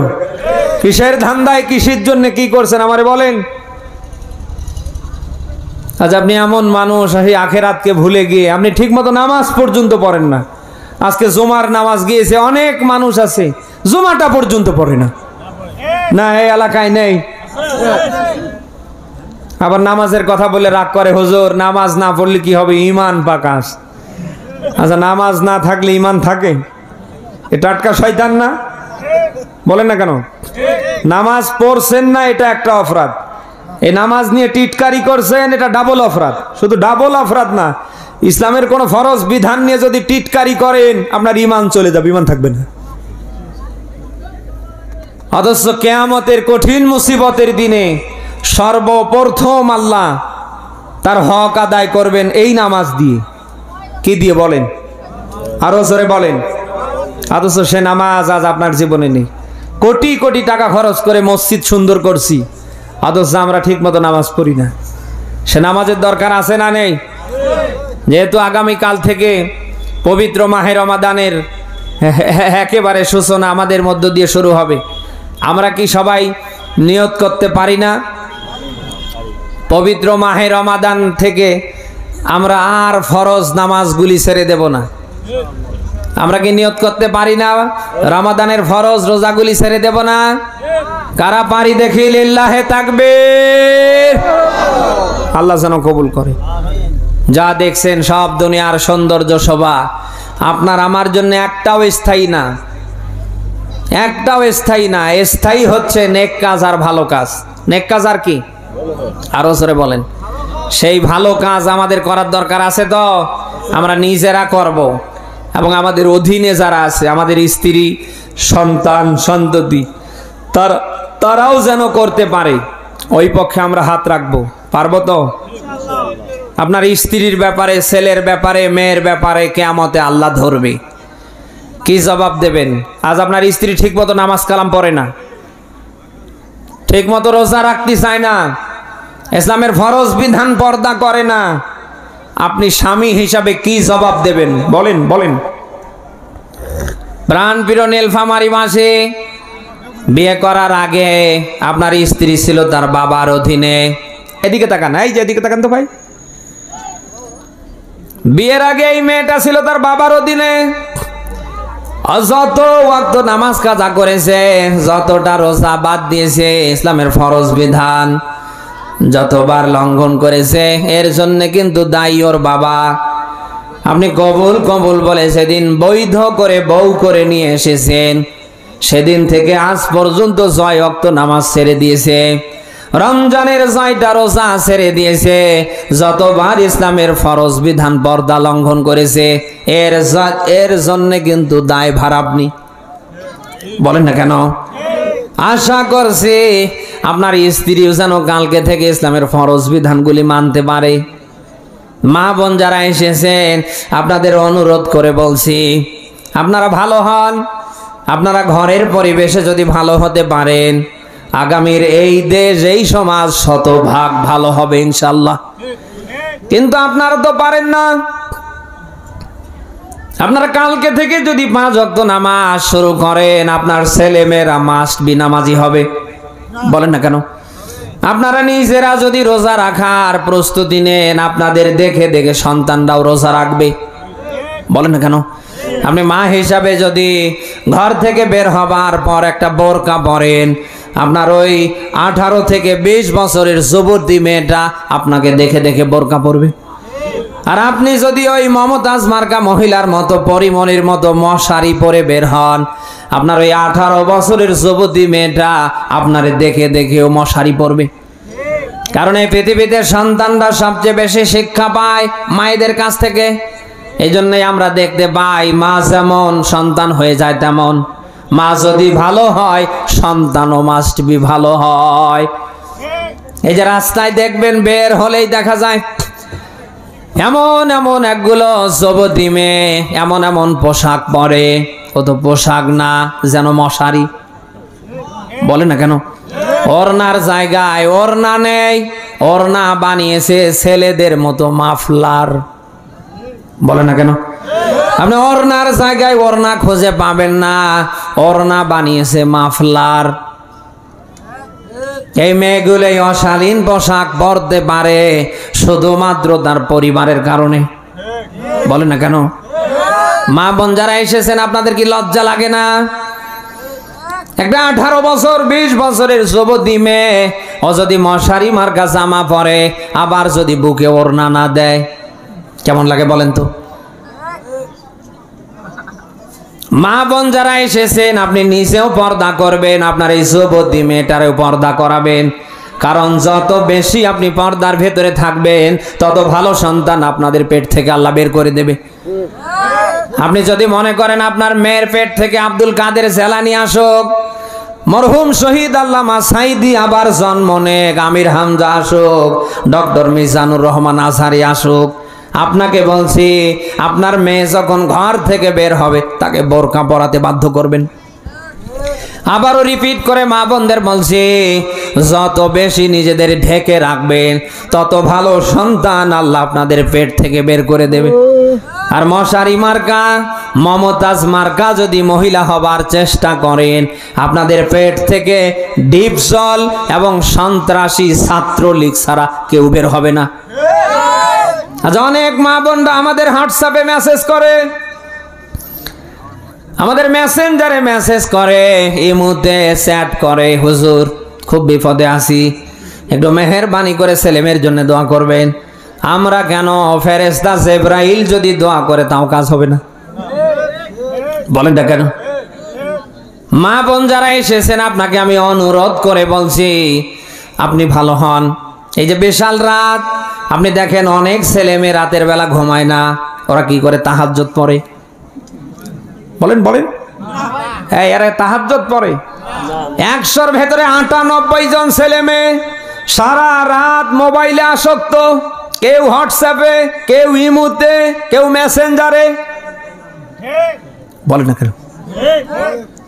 মা বোন যারা এসেছেন গোপন তথ্য ফাঁস করে দিয়ে গেলাম কেন আপনার সন্তান 9টা বেজে যায় এরপরে ওঠে না। আপনার সন্তান যদি সকালবেলা উঠতে না চায় বসবেন রাতে ঘুমায় না, হয়তো মোবাইলে কারোর সাথে সারা রাত কাটায়। বলেন না কেন? আপনি একজন মা, আপনি পারেন আপনার সন্তানকে ফেরাতে, আপনি পারেন আপনার সন্তানকে মেধাবী বানাতে, অথচ আজ আপনার এদিকে কোনো ধান্দা নেই। সন্তান জন্ম দেবার পরে গরু ছাগলের মতো ছেড়ে দিয়েছেন, কি করে করুক গা, লা ইলাহা ইল্লাল্লাহ। এরকম মা বোন এদেশে কম না বেশি? 100-র ভেতরে 98টা। নামাজ নেই, কালাম নেই, আল্লাহ নাই, রসুল নেই, আখেরাত পরকালের কোনো চিন্তা ভাবনা নেই। একদিকে আছে ভারতের চ্যানেল, অপর দিকে আছে ওই যে মোবাইলে টিকটক। এক একটা মা বোনের হাতে এক একটা টাচ মোবাইল, আর দেখবেন যে এক একটা মোবাইলের ভেতরে 8টা 10টা করে টিকটক আইডি। গোসল করতে যায় ভিডিও বানায়, ওটাও ছেড়ে দেয়। সুবহানাল্লাহ। তরকারি রান্না করতে যায় লবণ দিচ্ছে, ওটাও ভিডিও করে ছেড়ে দেয়। স্বামীকে চুমু দিছে, ওটাও ভিডিও করে ছেড়ে দেয়। বলেন না কেন? মা বোন যারা এসেছেন ওই ভারতের সিরিয়াল মেনটেন বাদ দিয়ে মোবাইলে টিকটক করা বন্ধ করে এ সময়টা আপনার সন্তানের জন্য ছেড়ে দেন। সন্তান কোথায় যায়, কি করে, অন্তত খোঁজ খবর রাখেন। না হলে আপনার সন্তান সামনে নেশাখোর আর বাবাখোর ছাড়া কিচ্ছু হবে না। 10-20 বছর আগের কথা বাদ দেন, এখনকার সময় ভিন্ন। 10-20 বছর আগে পড়াশোনা ছিল প্রত্যেকটা শিক্ষা প্রতিষ্ঠানে ভরপুর। বলেন না কেন? আপনি একটা পড়া না পেলে আপনার পিঠের সাম থাকতো না, ভয়ে অনেকে পড়া পর্যন্ত বাদ দিস। বলেন না কেন? আর এখন পড়াশোনা আছে, সব পড়াশোনা চালু হয়েছে আম গাছ আর জাম গাছের নিচে। মোড়ে মোড়ে তো পার্কের অভাব নেই, পার্কের নাম দিয়েছে শিশু পার্ক। আপনি দেখেন একটা শিশু নেই, সব আর খালু আর খালা দিয়ে ভরপুর। মা বোনদের বলছি, সন্তান কোথায় যায়, কি করে, কার সাথে আড্ডা মারে, এটা দেখার দায়িত্ব আপনার। আশা করছি কালকে থেকে দায়িত্ব পালন করবেন এবং সন্তানকে পাশাপাশি দিন শেখাবেন, দিনের জ্ঞান দেবেন, সন্তানের জীবনে কোরআন তুলে দেবেন। অন্তত মরে যাবার পরে যেন আপনার লাশ নিয়ে জানাজা দিতে পারে। বলেন না কেন? কিন্তু আপনি এমন সন্তান জন্ম দিয়ে বসে আছেন, আপনার সন্তান উজুর ফরজ জানে না, গোসলের ফরজ পারে না, ফজরের নামাজ কয় রাকাত পারে না, জুমার নামাজ কেমনে পড়তে হয় জানে না, ঈদের নামাজ কেমনে পড়তে হয় জানে না, জানাজার নামাজ কেমনে পড়তে হয় কিচ্ছু পারে না। বলেন, আপনার এই কুলাঙ্গার সন্তান দুনিয়ায় যদি থাকে, ও তো জাহান্নামে যাওয়ার আর দরকার নাই, আপনার তো দুনিয়াটাই জাহান্নাম। বলেন না কেন? কি করছেন আপনি বলেন? সন্তান জন্ম দিয়ে গরু ছাগলের মতো ছেড়ে দিয়ে কি করে, করুক গা লা ইলাহা ইল্লাল্লাহ, আশা করছে এটা বাদ দেন। সন্তানের পিছনে শ্রম দেন, সন্তানকে মানুষের মতো মানুষ করেন। সন্তানকে যদি মানুষের মতো মানুষ করতে পারেন, তামাম পৃথিবীতে আপনার সম্মান মর্যাদা আল্লাহ বাড়িয়ে দেবেন। আজকে জাতীয় পার্টির কি জাতীয় নাগরিক পার্টির যে আত্মপ্রকাশ হয়েছে, আহ্বায়ক নাহিদ ইসলাম, এরপরে সারজিজ আলম, হাসনাত আব্দুল্লাহ, আহা, এদেশের 18 কোটি মানুষ তাদের নিয়ে গর্ব করছে, আল্লাহর কাছে তাদের জন্য দোয়া করছে। কারণ এদের নেতৃত্বের মধ্য দিয়ে জালিমদের পতন এই দেশে হয়েছে। এই জালিমদের যদি পতন না হতো, এই যে কোরআনের মাহফিল 2 দিন ব্যাপী হচ্ছে, কোনো অনুমতি লেগেছে? বলেন। অথচ এর আগে মাহফিল কেন, একটা মিলাদ বাড়ি করতে গেলেও একবার ডিসি অফিস, আর একবার এসপি অফিস, একবার থানা, একবার ইউনো অফিস, এর কাছে সের কাছে, মানে শেষে আর পায়ের জুতোই যেন খুঁজে পাওয়া যাচ্ছিল না। বলেন না কেন? মা বোনদের বলছি, সন্তান যদি মানুষ করতে চান, এই সন্তানগুলির দিকে তাকিয়ে সন্তান মানুষ করেন। আল্লাহ মা বোনদেরকে যেন বোঝার মতো যোগ্যতা দান করে। সবাই বলেন আমিন। মা বোন যারা এসেছেন, নামাজ রোজা আর পর্দা করলেই হবে না। 4র্থ নাম্বারে আপনি স্বামীর আনুগত্য করবেন, স্বামীকে কোনোভাবে কষ্ট দেবেন না। নবীজি বলেন, কোন স্ত্রী যদি তার স্বামীকে কষ্ট দেয়, সরাসরি মহান আল্লাহ ওই স্ত্রীর উপরে নারাজ হয়ে যায়। তিরমিজির 1169 নম্বর হাদিসে আছে। মা বোন যারা এসেছেন আপনাদের বলছি, তিরমিজির 1169 নম্বর হাদিসে পাবেন, কোন স্ত্রী যদি তার স্বামীকে খুশি রাখতে পারে, ওই স্ত্রীর ঠিকানা সরাসরি আল্লাহর জান্নাত। মা বোন যারা এসেছেন, আশা করছি আপনার কোনো আচরণে যেন স্বামী কষ্ট না পায়। অন্তত কালকে থেকে আপনি যেন আপনার স্বামীর মন জয় করতে পারেন, মুখে হাসি ফোটাতে পারেন, ওই কাজগুলি করবেন। নেককার নারীর যত গুণাবলী আছে, যত বৈশিষ্ট্য আছে, তার ভেতরে অন্যতম একটা বলছি, নেককার নারীর দিকে তাকালে তার স্বামী আনন্দ পাবে। কি পাবে? আরো জোরে বলেন। আদর্শ আপনার দিকে তাকালে স্বামীর আনন্দ পাওয়া তো দূরের কথা, আরো জ্বালা বেরিয়ে যায়। বলে না কেন? মাঠ ঘাট থেকে আমরা আসি, এক মুড নিয়ে বাড়িতে আসার পরে বউয়ের দিকে তাকালে ও যেন আরো বেরিয়ে যায়। এমন এমন মা বোন আছে যাদের মুখে হাসি খুশি কিচ্ছু নেই, মুখের দিকে তাকালে মনে হয় যে জিনিয়ে ভর করেছে। বলেন না কেন? মা বোন যারা এসেছেন, আপনাকে বলছি, জান্নাতি নারীর কিছু গুণাবলী আছে, কোয়ালিফিকেশন আছে, তার ভিতরে এটাও একটা। স্বামী আপনার দিকে তাকালেই যেন অন্তত আনন্দ পায়, এজন্য কালকে থেকে আপনি যখন এই স্বামীর সাথে কথা বলবেন হেসে হেসে কথা বলবেন, মুখ ভার করে থাকবেন না, হাফ করে থাকবেন না। কারণ প্রত্যেকটা নবী এবং রসুলের স্ত্রীরা তাদের স্বামীর সাথে তারা মুস্কি মুস্কি হাসি মেরে কথা বলতেন। তারা কখনো মন ভার করে থাকতেন না, হাফ করে থাকতেন না। আজ আপনি মিলান 100-র ভেতরে 98টা মা বোন কিছু হতে না হতে দেখবেন হাফ করে থাকে। বলে না কেন? মুখের দিকে তাকালে মনে হচ্ছে ভূতে ভর করেছে। মা বোন যারা এসেছেন আশা করছে এটা করবেন না। আর আপনারা যারা এখানে স্বামী, আপনাদেরও বলছি স্ত্রীকে মহব্বত করবেন, ভালোবাসবেন, স্ত্রীকে কষ্ট দেবেন না। আল্লাহ নিজেই বলছেন ওয়াশিরুহুন্না বিল মারুফ, তোমরা স্ত্রীদের সাথে ভালো ব্যবহার করো। এজন্য সমস্ত নবী এবং রাসূলরা স্ত্রীর সাথে ভালো ব্যবহার করেছে। সুবহানাল্লাহ বলতে পারেন না? যারা স্ত্রীকে পিটান আশা করছি পিটাবেন না। পিটন খাবার পেছনে কারণও আছে, আমি কি বলবো? আজ মা বোনরা পিটন খাচ্ছে স্বামীর হাতে, এরও কারণ আছে। কারণের ভেতরে অন্যতম কারণ কি আমি কি বলবো? 1 নাম্বার কারণ ওরা চাপা পিটায় বেশি। বলেন না কেন? অপরাধ করে স্বীকার করে না, আরো চাপা পিটায়। আপনি যদি বলেন একটা, ওই 100টা বলে বসে থাকে। শুধু এই চাপা পিটার কারণে আজ এই দেশে 100-র ভেতরে 98টা মা বোন স্বামীর হাতে মার খায়, সবশেষে ডিভোর্স, তালাক হয়ে যায়। বলেন না কেন? 2 নাম্বারে মা বোনরা মার খাবার পেছনে অন্যতম কারণ হচ্ছে জিদ ধরে। জিদ বোঝেন তো? হ্যাঁ, কি জিদ ধরে? আপনার কাছে টাকা থাক আর না থাক ওটা বসবে না। কোন জিনিস আনতে বলেছে, যদি না এনে থাকেন ও তো শেষ।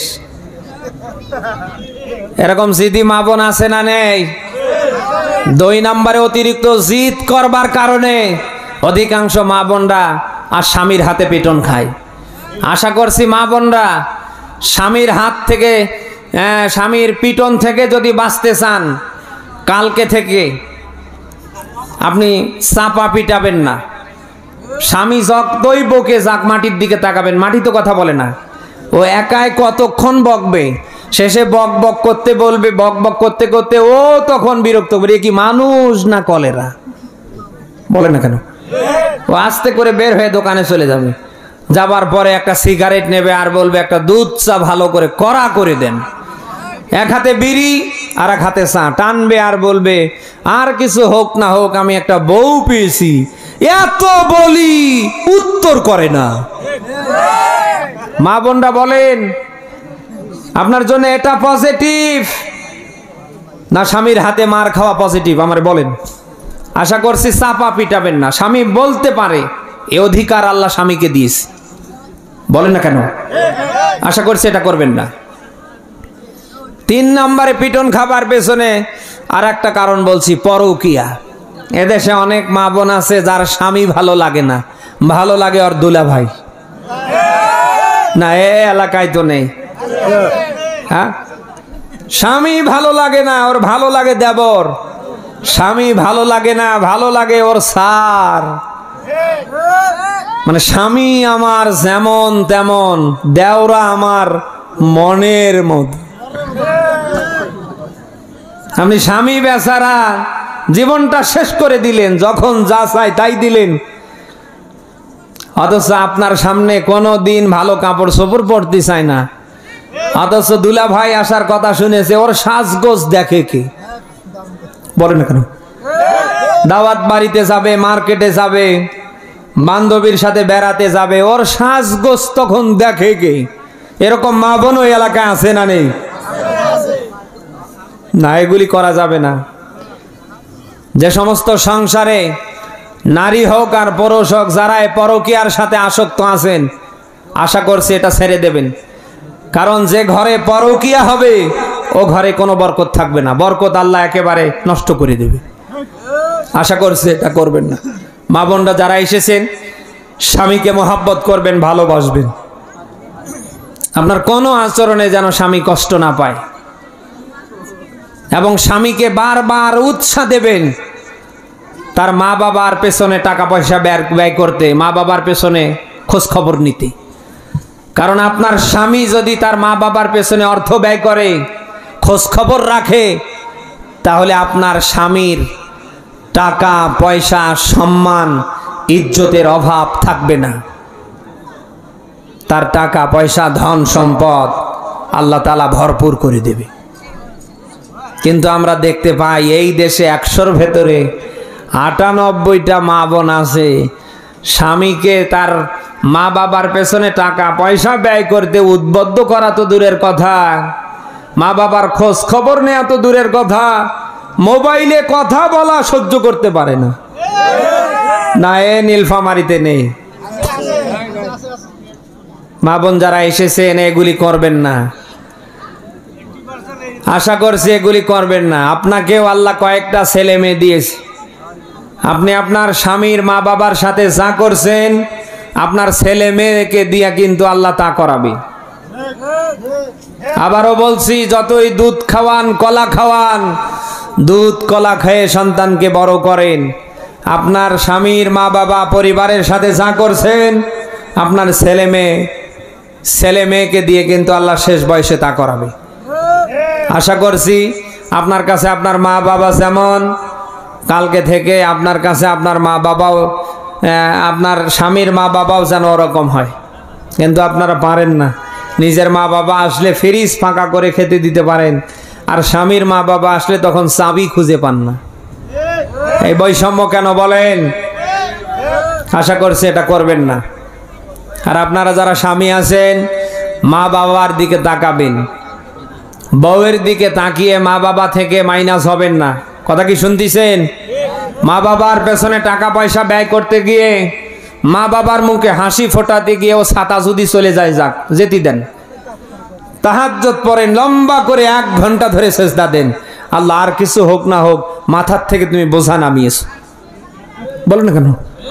যে স্ত্রী মা বাবার পেছনে টাকা পয়সা খরচ করতে দেয় না, একে স্ত্রী না কলেরা? এ ডাহিনী না? বলেন না কেন? বউ মরে গেলে বউ পাওয়া যাবে, কিন্তু মা বাবা মরে গেলে মা বাবা পাওয়া যাবে না। তামাম দুনিয়া মিলান স্বার্থহীন ভাবে একমাত্র ভালোবাসে তারা যাদের নাম মা আর বাবা। মা বাবা ছাড়া কেউ স্বার্থবিহীন ভালোবাসে না। আপনি টের পাচ্ছেন না? শ্বশুর বাড়িতে যদি খালি হাতে যান, পুরো পরিবারের যেন মাথা খারাপ হয়ে যায়। এ কোন জামাই গো, খালি হাতে এসেছি। বলেন না কেন? তার মানে সবার নজর থাকে হাতের দিকে, ব্যাগের দিকে।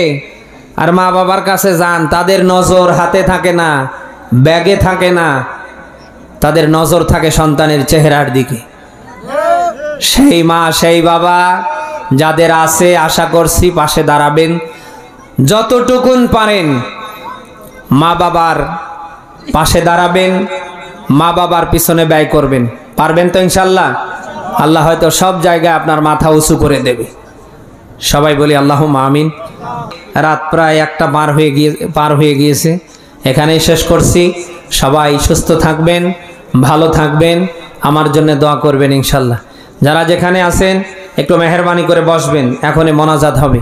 সবাই দরুদ ইব্রাহিম পড়ি, আল্লাহুম্মা সাল্লি আলা মুহাম্মাদিন ওয়া আলা আলি মুহাম্মাদ কামা সাল্লাইতা আলা ইব্রাহিম ওয়া আলা আলি ইব্রাহিম ইন্নাকা হামিদুম মাজিদ। আল্লাহুম্মা বারিক আলা মুহাম্মাদিন ওয়া আলা আলি মুহাম্মাদ কামা বারাকতা আলা। দোয়া করে দেই। হ্যাঁ, আল্লাহুম্মা আমিন। রব্বানা যালামনা আনফুসানা ওয়া ইল্লাম তাগফির লানা ওয়া তারহামনা লানাকুনান্না মিনাল খাসিরিন।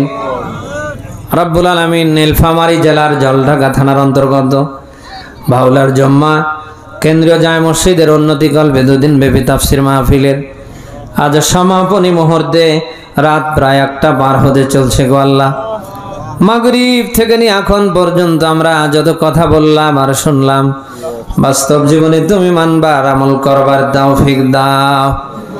জীবনভর অনেক গুনাহ করেছি আল্লাহ, আমাদের গুনার দিকে না তাকায় তোমার রহমতের দিকে তাকায়, মাফ করে দাও রব্বুল আলামিন। মা বাপ হারিয়ে যারা আমিন আমিন করছি, আমাদের প্রত্যেকের মা বাপকে মাফ করে দাও আল্লাহ। পিতৃ মাতৃকুল থেকে এমনি করে যাদের হারায় ফেলে তোমার দরবারে দুটি করে হাত তুলেছি, মেহেরবানি করে আল্লাহ সবাইকে তুমি মাফ করে দাও। এ মাহফিলে ডানে বামে সামনে পিছনে যত কবরস্থান, যত কবরস্থান, তোমার যত বান্দা বান্দিরা ঈমান নিয়ে ঘুমায় আছে, মেহেরবানি করে আল্লাহ সবাইকে মাফ করে দাও রব্বুল আলামিন। যারা আমিন আমিন করেছি, আমাদের মধ্য থেকে যাদের আব্বা আম্মা জিন্দা জীবিত, প্রত্যেকের আব্বা আম্মাকে আল্লাহ মাফ করে দাও। আব্বা আম্মার সুস্থতার উপরে, হায়াতের উপরে বরকত দাও। আব্বা আম্মার যেন খেদমত করতে পারি আল্লাহ, ওই রকম যোগ্যতা তুমি আমাদের দাও রব্বুল আলামিন। অসংখ্য মা বোন এসেছে, প্রত্যেকটা মা বোনকে তুমি কোরআনের জন্য কবুল করে নাও। মা বোনদের নিয়ে অনেক কথা হয়েছে, বাস্তব জীবনে যেন মানতে পারে যোগ্যতা দাও। মা বোনদের ঘরকে আল্লাহ দিনের মার্কাজ বানিয়ে দাও। মা বোনদের সন্তান সন্ততিদেরকে আল্লাহ দিনের জন্য কবুল করে নাও। অনেক মা বোন এসেছে আল্লাহ, মা বোনদের ভেতরে অনেকের সন্তান হয় না, সন্তান দানের ব্যবস্থা করে দাও রব্বুল আলামিন। অনেক মা বোনের সন্তান সন্ততির বিয়ে হয় না, আল্লাহ বিয়ের বন্দোবস্ত করে দাও। অনেক মা বোন আছে যাদের অনেক গোপন ব্যাধি, যা ডাক্তারের কাছে কি খুলে বলতে পারে না, মা বোনদের গোপন ব্যাধিগুলি আল্লাহ দূর করে দাও রব্বুল আলামিন। মা বোনদের মনে কি চাওয়া পাওয়া জানি না, প্রত্যেকটা মা বোনের চাওয়া পাওয়া আল্লাহ তুমি পূর্ণ করে দাও রব্বুল আলামিন। আল্লাহ নীলফামারী জেলার জলঢাকা থানার ভাওলার জম্মা কেন্দ্র জামে মসজিদের উন্নয়ন কল্পে দুদিন ব্যাপী তাফসীর মাহফিলকে আল্লাহ তুমি কবুল করে নাও রব্বুল আলামিন। এই মাহফিলের আয়োজক যারা, আল্লাহ এত সুন্দর পরিবেশ যারা উপহার দিয়েছে, আমার প্রত্যেকটি ভাইকে তুমি কোরআনের জন্য কবুল করে নাও আল্লাহ। এদের সম্মান মর্যাদা তুমি কোরআনের জন্য বাড়িয়ে দাও। প্রত্যেককে কোরআনের জন্য আল্লাহ তুমি আমিরে হামজা বানিয়ে দাও রব্বুল আলামিন। এই মাহফিলে আল্লাহ তাআলা বিশেষ করে আল্লাহ গতকালকের সভাপতি, প্রধান অতিথি, আজকের সভাপতি, প্রধান অতিথি, বিশেষ অতিথি, আমন্ত্রিত অতিথি মহোদয়, আল্লাহ পোস্টারে যত মানুষের নাম সবাইকে কবুল করে নাও আল্লাহ। প্রত্যেকের সম্মান মর্যাদা তুমি আল্লাহ দ্বিগুণ করে দাও রব্বুল আলামিন। আল্লাহ তাআলা কোরআন শুনতে এসে তোমার বান্দা বান্দিরা অনেকে অনেকভাবে দান করেছে, প্রত্যেকের দানগুলি কবুল করে নাও। কারা কোন নিয়তে দান করেছে জানি না, প্রত্যেকের মাকসাদ আল্লাহ দয়া করে তুমি পূর্ণ করে দাও রব্বুল আলামিন। আজকের মাহফিলের sound system, decorator, lighting, projector, media যারা যেখান থেকে এসে সবাইকে কবুল করে নাও।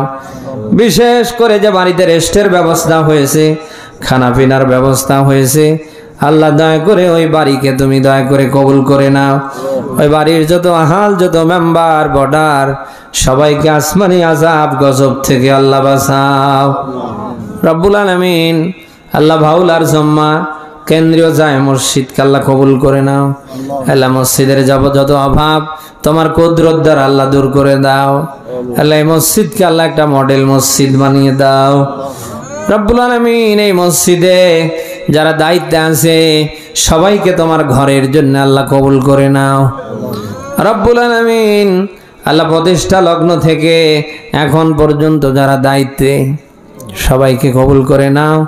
যারা তোমার ডাকে সারা দিয়ে অন্ধকার মাটির কবরে সবাইকে মাফ করে দাও আল্লাহ তাআলা। তোমার এই ঘরের জন্য পুরো এলাকাবাসীকে কবুল করে নাও রব্বুল আলামিন।